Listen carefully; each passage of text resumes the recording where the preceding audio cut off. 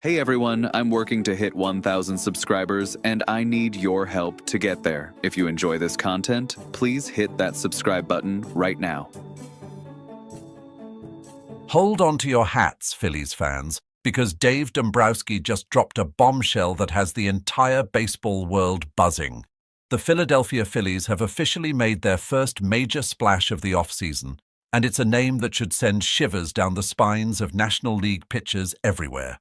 We're talking about a former World Series MVP, a guy who absolutely demolished opposing pitchers on baseball's biggest stage, a player who knows what it takes to win championships when the lights are brightest.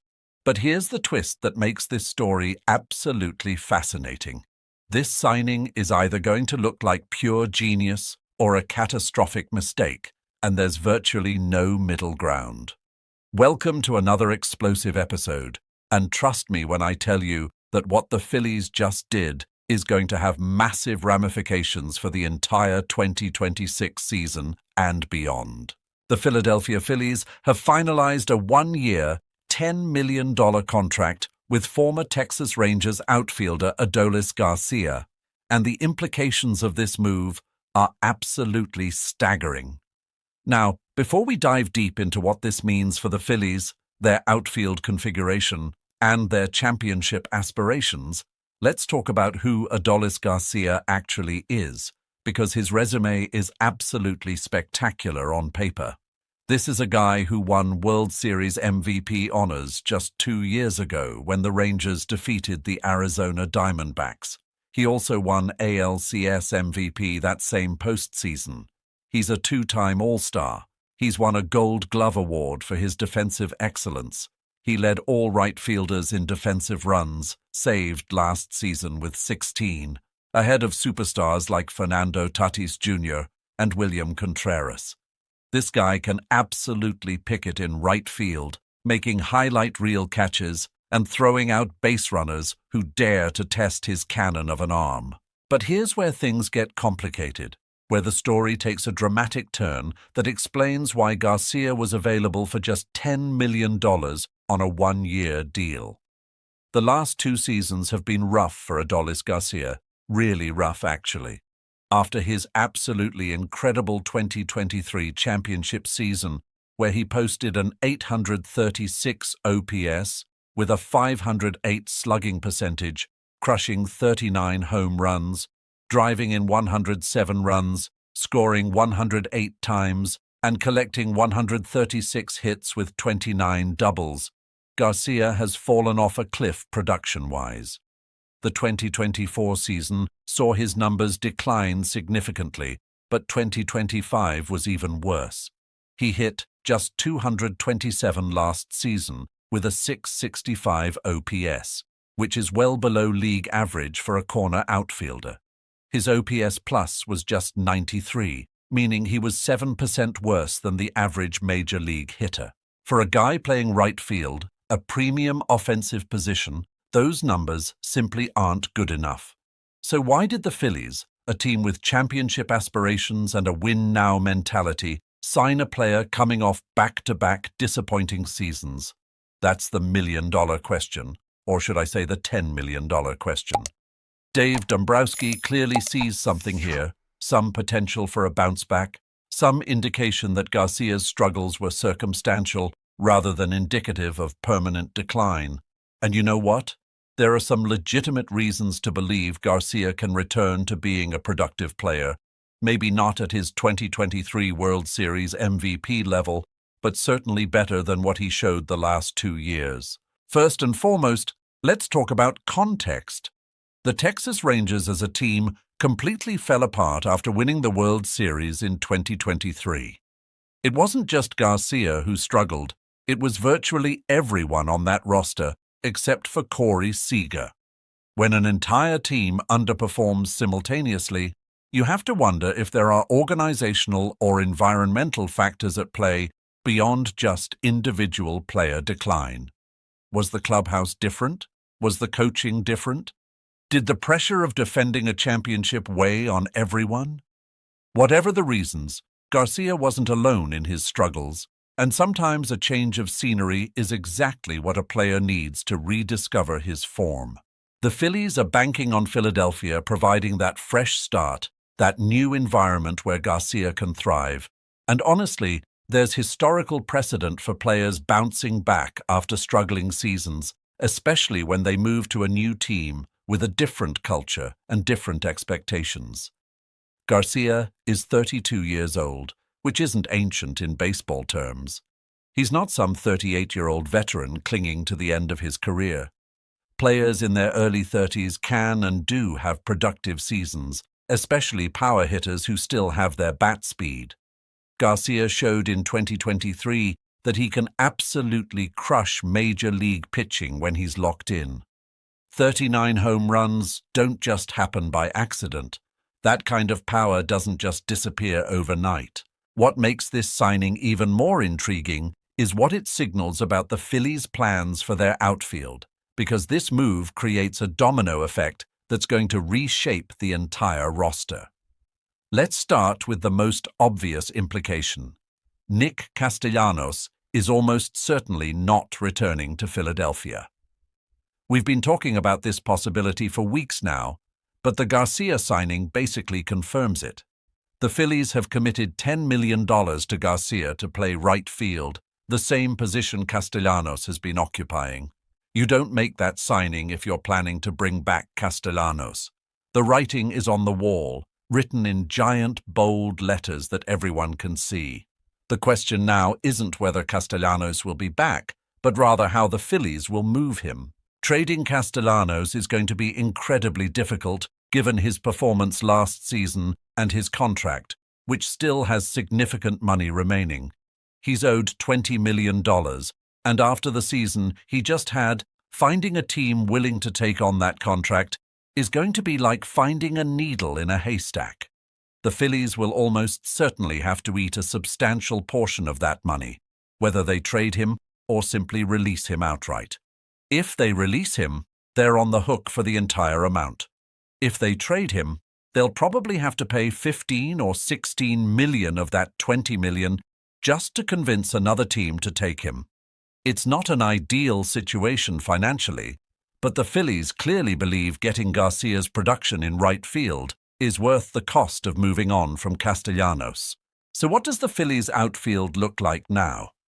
According to reports from Todd Zolecki at MLB.com, the current configuration would include some combination of Adolis Garcia, Brandon Marsh, Justin Crawford, Cody Clemens, and Weston Wilson. Johan Rojas remains on the 40-man roster and will compete for a job during spring training. Leonel Valera and Ethan Wilson are also on the 40-man roster as depth options. But here's where things get really interesting and potentially controversial. The Phillies have reportedly expressed interest in bringing back free agent center fielder Harrison Bader. Harrison Bader was fantastic for the Phillies after being acquired in a mid-season trade last year. He played arguably the best 3 months of his entire career in a Phillies uniform, providing elite defense in center field while contributing offensively at a level that exceeded everyone's expectations. Phillies fans absolutely loved him, both for his play on the field and his personality off it. The question is whether that 3-month stretch was a genuine reflection of what Bader can be as a player, or whether it was an outlier, a hot streak that's unlikely to be replicated over a full season. Bader is reportedly seeking a 3-year contract, and that's where things get complicated for the Phillies.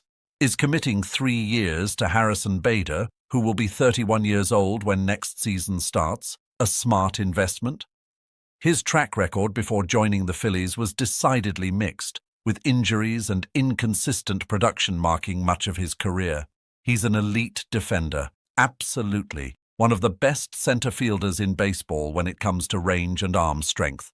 But offensively, he's been up and down throughout his career, and betting that his performance with the Phillies represents his true talent level rather than a hot streak is a significant gamble.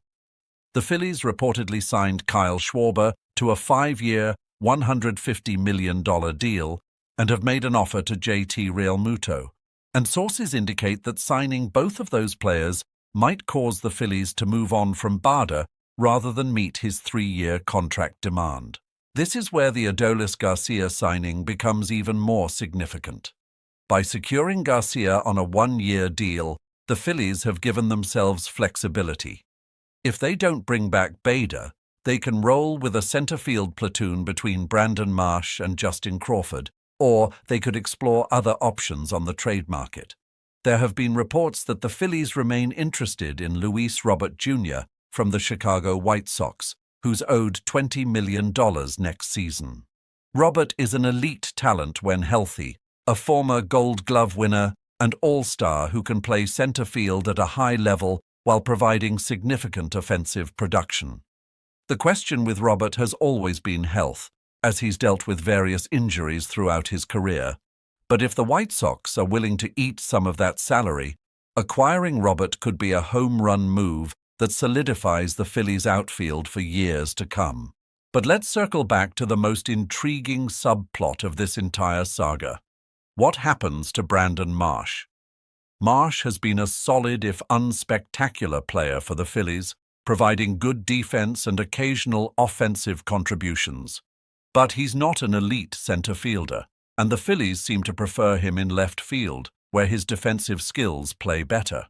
Similarly, Justin Crawford, one of the organization's top prospects, projects better as a left fielder than as a center fielder.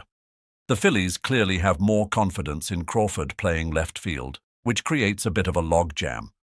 If Garcia is in right field and Crawford is in left field, where does that leave Marsh?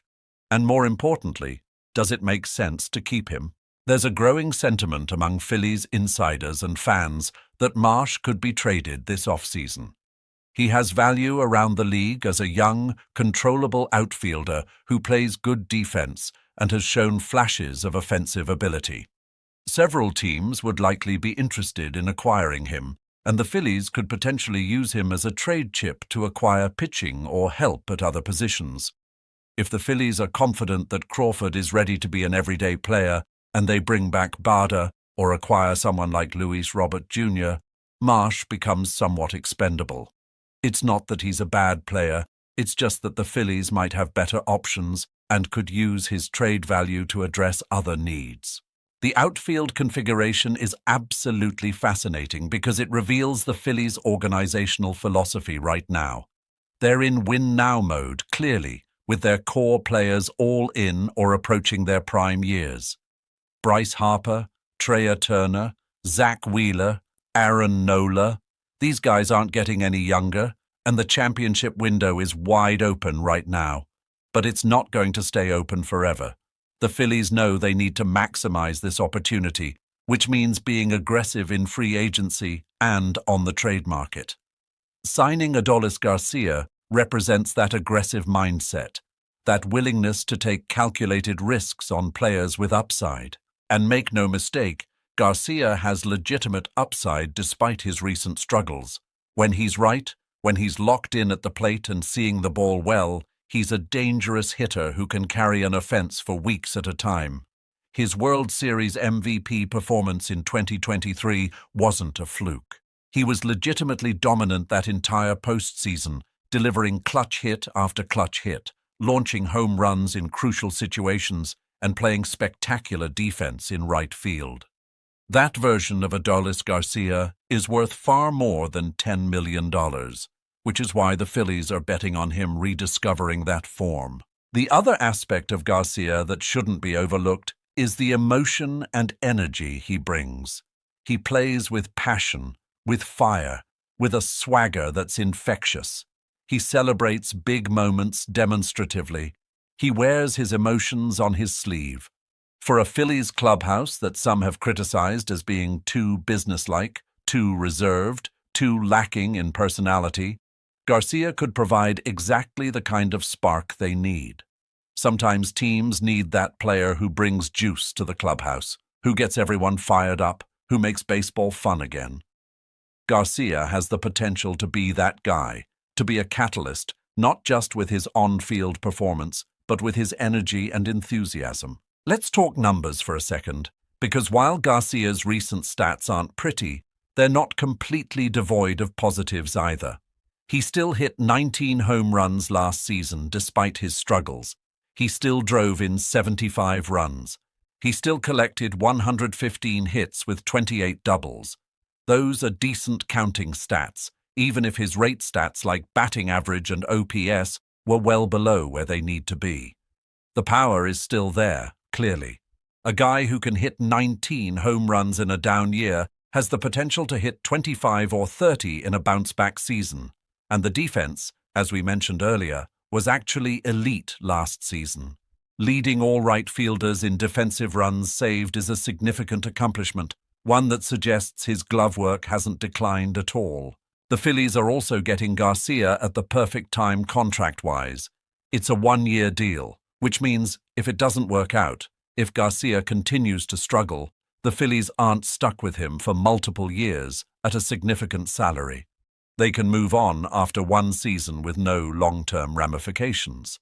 But if it does work out, if Garcia returns to being even 75% of the player he was in 2023, the Phillies will have gotten incredible value for their $10 million investment. It's the definition of a low-risk, high-reward move, the kind of signing that contending teams should be making. Another factor working in the Phillies' favor is Citizens Bank Park, which is one of the most hitter-friendly ballparks in all of baseball. The short porch in right field is tailor-made for left-handed power hitters, and while Garcia is a right-handed hitter, he's shown throughout his career that he can drive the ball to all fields. The dimensions at Citizens Bank Park could help boost his power numbers, potentially adding 5 or 10 home runs compared to what he might hit in a more pitcher-friendly environment. Every little edge matters when you're trying to win a championship, and the ballpark factor could be significant for Garcia's production. The timing of this signing is also noteworthy, because it comes at a point in the off-season where the Phillies are clearly making moves to finalize their roster. They've already re-signed Kyle Schwarber to that massive 5-year, $150 million deal, locking up one of the most feared leadoff hitters in baseball. They've made an offer to JT Realmuto and are optimistic about bringing him back, which would be huge given that Realmuto is arguably the best catcher in baseball and an irreplaceable part of their core. Adding Garcia to the mix gives them another established veteran, another player with championship experience, another piece of the puzzle as they try to build a roster capable of winning it all. The broader context of the Phillies' off-season plans is also worth considering. Dave Dombrowski has never been shy about making bold moves, about taking risks to improve his team. He's built championship teams before in other cities, and he clearly believes this Phillies core is capable of winning a World Series. The question is what other moves he has up his sleeve. Will the Phillies make a big trade for a starting pitcher? Will they add another outfielder beyond Garcia? Will they address the bullpen, which has been a weakness at times? The Garcia signing is likely just the first domino to fall, with more moves coming in the days and weeks ahead. One move that seems almost certain to happen is the JT Realmuto re-signing. Multiple reports suggest the Phillies have made Realmuto a strong offer and are optimistic about getting a deal done. The speculation is that it will be a 2-year contract worth somewhere between $28 and $30 million, probably around $14 to $16 million per year, with a possible 3rd-year club option. That would keep Realmuto behind the plate through his age 35 season, with the flexibility to extend the relationship one more year if he's still producing at a high level. Realmuto's importance to the Phillies cannot be overstated. He's the leader of the pitching staff, calling games and managing one of the best rotations in baseball. He's an elite defender who shuts down opposing running games. And he's still a productive hitter who can drive the ball out of the park and contribute offensively. Losing him would be devastating, which is why the Phillies are prioritizing his return. So where does all of this leave the Phillies as they head toward the 2026 season? On paper, they're building a roster that should absolutely be competing for a championship. The lineup features superstars like Bryce Harper and Trea Turner, established veterans like Kyle Schwarber and potentially JT Realmuto, and now adds Adolis Garcia to the mix. The starting rotation is anchored by aces like Zach Wheeler and Aaron Nola, two pitchers who can dominate opposing lineups when they're on their game. The bullpen still has some question marks, but there's time to address that through free agency or trades. The pieces are there for a championship-caliber team, but as we all know, having the pieces doesn't guarantee success. The players have to perform, stay healthy, and catch some breaks along the way. The Garcia signing represents the kind of aggressive, forward-thinking approach that championship teams need to take. Standing pat and running it back with the same roster rarely works in baseball. Teams need to evolve, to adapt, to take calculated risks on players who can help them win. Garcia might not work out. He might continue to struggle at the plate and fail to recapture his 2023 form. But he also might rediscover his stroke, might thrive in the Philadelphia environment, might become a key contributor on a championship team. That's the beauty of a one-year deal at a reasonable price point. The upside is significant, the downside is minimal, and the Phillies are in a position where they can afford to take that risk. What makes this all even more exciting is the uncertainty around how everything will shake out. Will Harrison Bader return? Will Brandon Marsh be traded? Will the Phillies make another big move for an outfielder or starting pitcher? Will Justin Crawford win the left field job in spring training? Will Adolis Garcia return to his World Series MVP form? These are all questions that will be answered in the coming months, and the answers will determine whether the 2026 Phillies are legitimate World Series contenders or just another good team that falls short. The passion and emotion that Garcia brings to the game could be exactly what this Phillies clubhouse needs. There's been criticism that the team lacks personality, that they're too buttoned up, too professional, too lacking in the kind of swagger and confidence that championship teams often possess. Garcia plays the game with joy, with intensity, with a fire that can be contagious. When he hits a big home run, he celebrates. When he makes a great defensive play, he pumps his fist. When his team wins, he's the first one out of the dugout celebrating with his teammates. That kind of energy and enthusiasm can galvanize a clubhouse, can make players believe they're capable of doing special things. The Phillies need that swagger, that juice, that belief that they're the best team in baseball. Garcia can help provide that. From a pure baseball standpoint, the fit makes sense. The Phillies needed help in the outfield after Nick Castellanos struggled mightily. They needed someone who could play elite defense in right field and potentially provide some pop in the lineup. Garcia checks both of those boxes, at least theoretically. The defense is proven, unquestioned, elite. The offense is more of a projection, a bet that he can return to form with a change of scenery and a fresh start. But even if he only hits 250 with 22 home runs and 80 RBIs while playing Gold Glove caliber defense, that's a winning player who significantly improves the Phillies. And if he exceeds those expectations, if he approaches anything close to his 2023 performance, the Phillies will have found a massive bargain. The one-year nature of the deal also keeps the Phillies flexible for future off-seasons. They're not locked into Garcia long-term, which means if one of their prospects develops into a star, or if a better option becomes available next off-season, they can pivot without being constrained by bad contracts. Dave Dombrowski has always been smart about maintaining flexibility while also being aggressive when opportunities present themselves. This signing encapsulates that philosophy perfectly. It's aggressive in that they're betting on a bounce back from a struggling player. It's flexible in that it's only 1 year, allowing them to reassess next offseason. It's the kind of move that contending teams with championship aspirations should be making. As we look ahead to the 2026 season, the Phillies are shaping up to be one of the most interesting teams in baseball. They've got star power, they've got championship experience, they've got one of the best ballparks in baseball, and they've got a fan base that's hungry for another title. Adding Adolis Garcia to the mix brings another dimension, another weapon, Another player with the potential to be a difference maker. Will it work out? Only time will tell. But the Phillies are swinging for the fences, taking risks to put themselves in the best possible position to win a championship. And honestly, that's all you can ask for as a fan. All right, Phillies faithful. That wraps up our deep dive into the Adolis Garcia signing and everything it means for the 2026 season and beyond. This is a move that could define the Phillies offseason, so I want to hear from you in the comments. Do you love this signing? Are you skeptical after Garcia's rough 2 years?